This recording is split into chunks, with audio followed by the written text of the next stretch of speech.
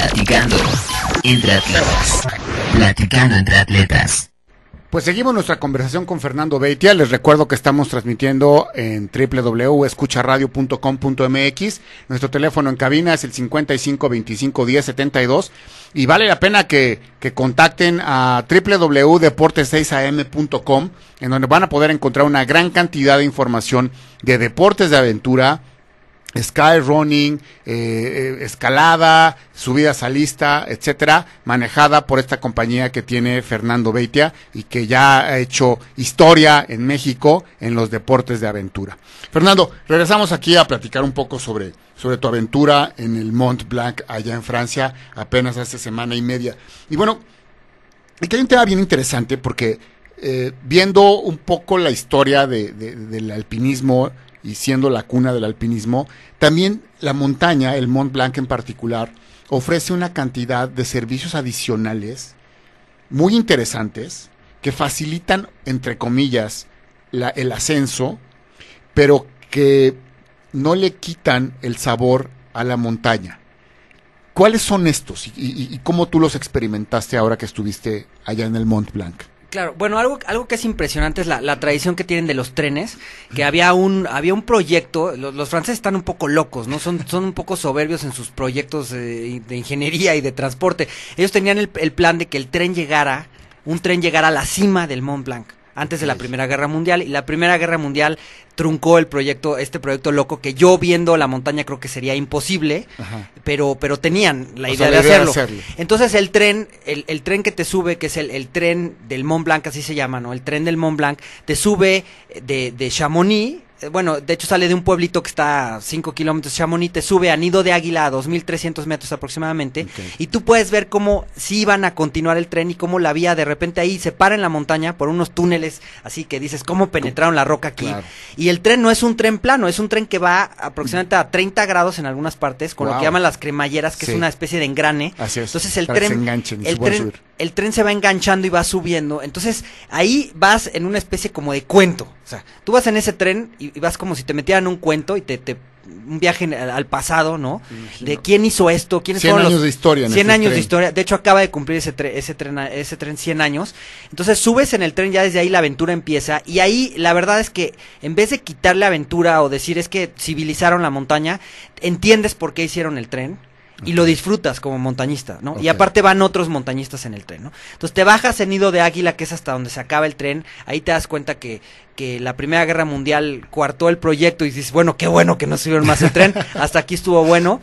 Y haces empiezas a ascender, sales al primer glaciar y ahí es impresionante darte cuenta cómo hay glaciares enormes a 3,000 metros, ¿no? Sí. Cuando aquí en México a 3,000 metros hace calor, claro, ¿no? 3,000 metros es la carretera a Cuernavaca en sus partes más altas. Sí, no, es la salida de aquí de la Pila para los que corren, hacen running. Exactamente. Es la Pila aquí cerquitita, o sea, entonces, arriba de Coajimalpa. Sales al primer glaciar, pero estás a 3,000 metros, un glaciar enorme, que de hecho le ponen unas alarmas para proteger a los pueblos. Si se desgajara el glaciar podría haber una luz, claro, podría haber una luz en el pueblo, entonces tienen unas alarmas, que yo creo que ahorita con los desastres que está habiendo en México, habrá partes de México que habrá que pensar en alarmas de aludes, claro, ¿no? Que en Europa las hay, porque ya ha pasado, ya se ha muerto gente del pueblo, entonces pusieron han desaparecido pueblos, yo recuerdo pueblos Suiza, completos, en el año 50, por ahí así. Sí. Entonces ya tienen alarmas para que cuando se desgaje el glaciar, tienen unos cuantos minutos para correr literalmente del paso de la luz, ¿no? Claro. Entonces pasas por estos glaciares, ves las alarmas y llegas al primer refugio, y no son los refugios como aquí en México de 20 metros cuadrados, hechos de lámina. De lámina, no, son casas, o sea, son casas grandes, de varios pisos, con todas las comodidades, con comida, con refrescos, con bancas para comer bien, son casas de 3 pisos, ¿no? Grandes refugios. Y algo pasa que a lo mejor la montaña es tan blanca y tiene tantos glaciares y tiene una vista tan impresionante que no te estorba que esté esa casa ahí, ¿no? Y también te das cuenta que la realidad es que la vía es tan transitada por miles de personas al año que es necesaria esa infraestructura. Por supuesto. Entonces pasas por ese primer refugio y después empieza una escalada que yo le diría alpinismo, unas 2 horas de alpinismo donde está expuesto lo que platicamos y demás, y llegas, yo tuve la suerte a lo mejor de ser de los primeros latinoamericanos y a lo mejor el primer mexicano en llegar al nuevo refugio Gautier, que le dicen Refuge Gautier, ¿no? Que les costó 7 millones de euros. Que parece una cápsula en el espacio, una construcción futurista en la Luna o Sí. en Marte. Y termina siendo, yo creo que con lo mismo que les pasó con la Torre Eiffel, que primero fue una defecio y la gente se puso en contra y los parisinos dijeron, ¿qué es esto? ¿Cómo se atreven a hacer esto? Lo mismo está pasando con este refugio. Okay. Hay la mitad de los montañistas, ¿cómo hicieron esto aquí? Es algo demasiado ostentoso, demasiado caro, demasiado Pero la grande. totalidad lo disfruta. Pero en la totalidad lo disfrutan y va a terminar siendo la Torre Eiffel de los refugios de montaña. O sea, algo único, algo artístico, una obra maestra. Es precioso, vimos Sí, algunas sí. fotografías y es precioso el lugar. Es abrumador, o sea, llegas allá arriba, lo ves y dices, ¿cómo es posible que el hombre haya construido esto Ahí. en estas condiciones, ¿no? Y luego lo abastecen por helicóptero cada determinados días, entonces siempre hay comida, incluye la comida quedarte ahí. Digamos que duermes en literas, no piensen Sí, que es claro, un hotel, no es un ¿no? hotel de 5 estrellas, pero es un hotel de 5 estrellas en el medio de lo que los montañistas conocíamos como refugios de montaña. O sea, Claro. no lo puedes creer que tengas esos servicios después de una escalada en donde hay riesgos, ¿no? En donde Claro. sí estás haciendo alpinismo, de repente sales a un hotel de 5 estrellas, ¿no? En donde tienes comodidades, en donde tienes una vista espectacular del Mont Además, muy Blanc. ecológico, ¿no? Me decías también que el suministro de energía eléctrica es a través de paneles solares, el tratamiento de agua, algunas cosas por el estilo. Sí, realmente hoy por hoy es una construcción única en el mundo. Las características de cómo están tratando el agua, la energía, El mantenimiento de la temperatura en el interior. el mantenimiento está como encapsulado, entonces no afuera estaba, cuando salimos en la madrugada, afuera estaba a menos 20 grados.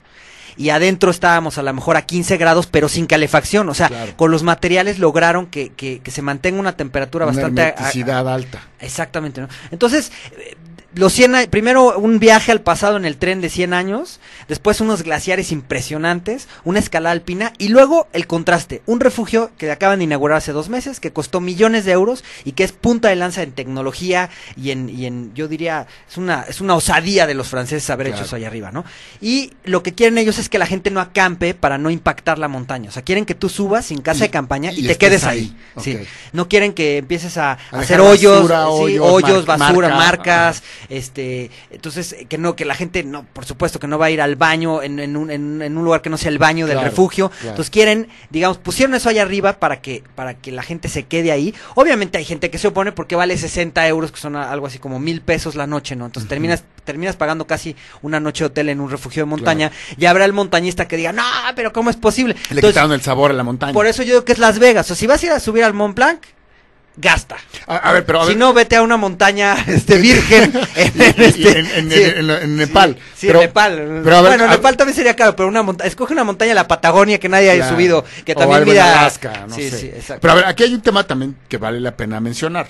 Y que a lo mejor alguien que no conoce montañismo podría decir, oye, pues qué chiste tiene ascender una montaña como esta. Pero hay una cifra que a mí me parece impresionante.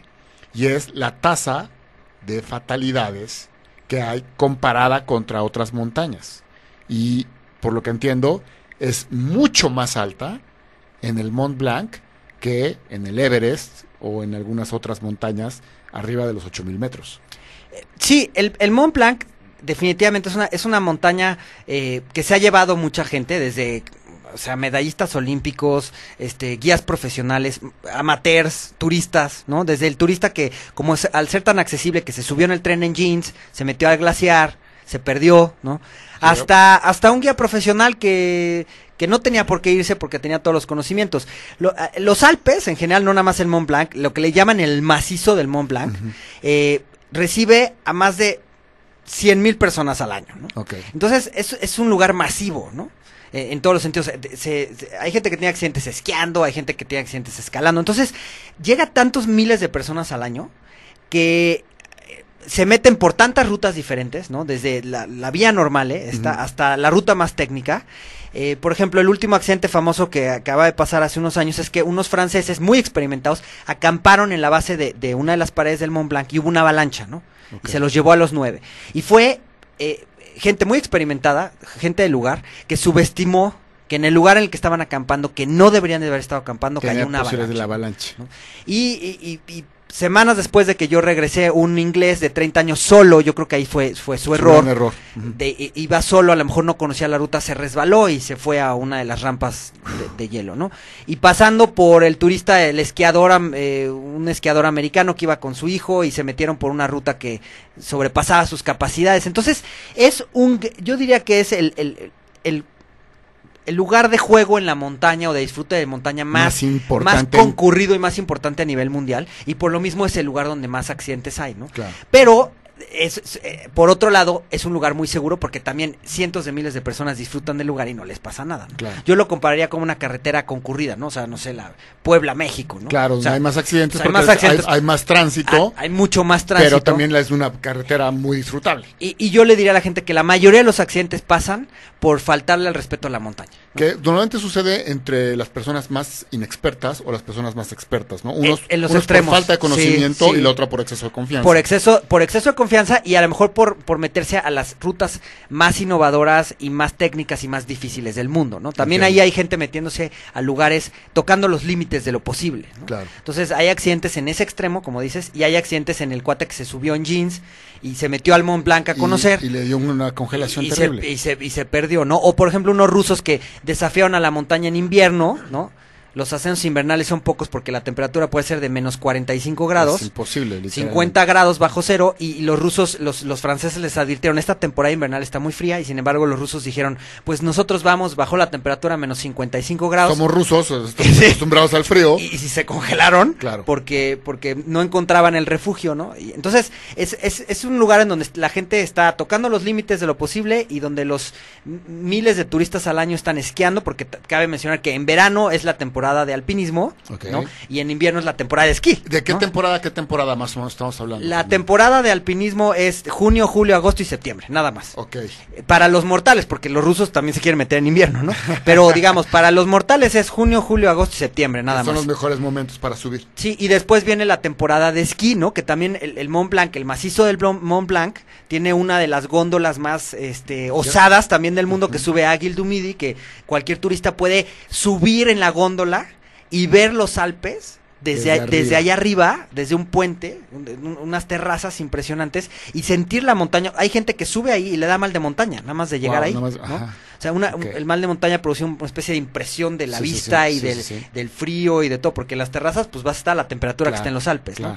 Entonces, sí, es un lugar que hay que tenerle mucho respeto. Yo le recomendaría a la gente que vaya, que definitivamente hay que ir con un guía local, que conozca la ruta, ya sea la vía normale o otras alternativas, o inclusive en el esquí. Hay una esquiada muy famosa que se llama la esquiada del Valle Blanco, que se recomienda bajar esquiando con un guía.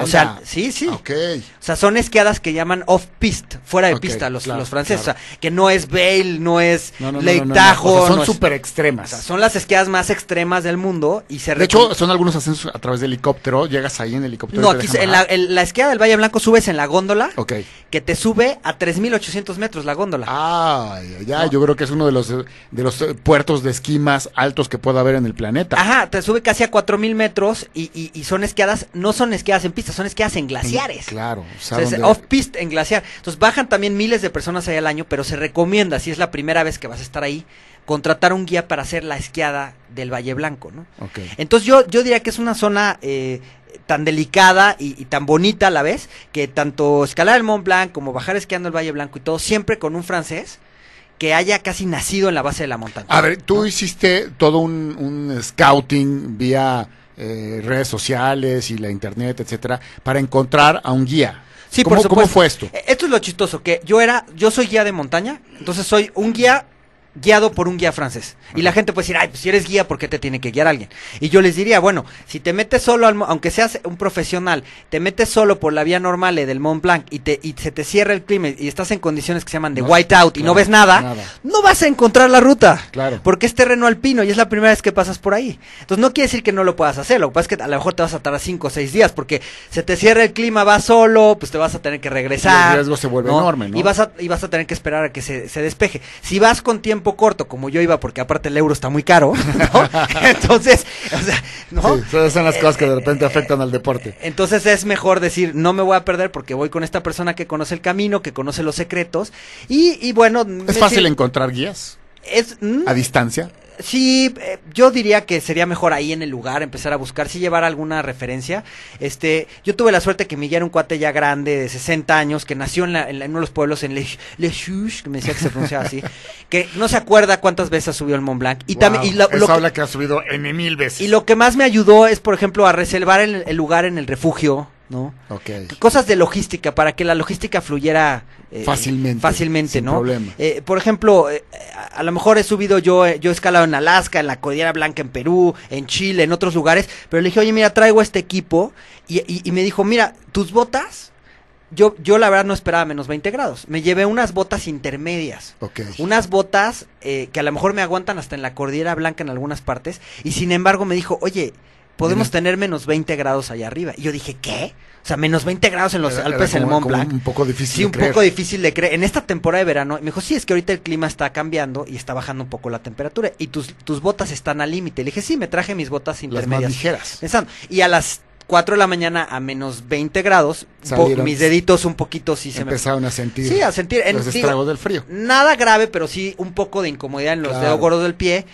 Tengo buena circulación, entonces sabía que también eso importa. Y sí dije, me hubiera traído mis botas plásticas. O sea, Y ahí usaste un truco que me llamó mucho la atención. la Nutella. La Nutella, Sí, un exacto. shot de Nutella. Sí, shot de Nutella cada 30 minutos y entonces yo sentía como el dedito gordo empezaba a recuperarse. temperatura. Sí, te Oye, empieza a circular la sangre, te empieza a calentar el cuerpo y lo sientes inmediatamente como si te estuvieran calentando los dedos gordos. qué Con la curioso. Nutella. La Nutella sí Sí, funciona. sí. Oye, Fernando, vamos al segundo corte musical porque por está supuesto. volando el tiempo. Ok. Ya nos ha pasado como en otras ocasiones y seguimos platicando de estas aventuras, estas pormenores ahora en la escalada del monte. Perfecto, ¿Va? claro que sí. Hecho pues. Música. Música para entrenar. Música para entrenar. Y como dijeron aquí la edad del guía que llevó a Fernando al Mont Blanc, que era alrededor de los 60 años, yo no estoy tampoco en esa década, pero voy a poner una canción que ahora era muy famosa en los años 80 y que de alguna manera ha regresado al gusto de los jóvenes del 2013. Del grupo Ajá, la canción que los hizo muy famosos, Take On Me.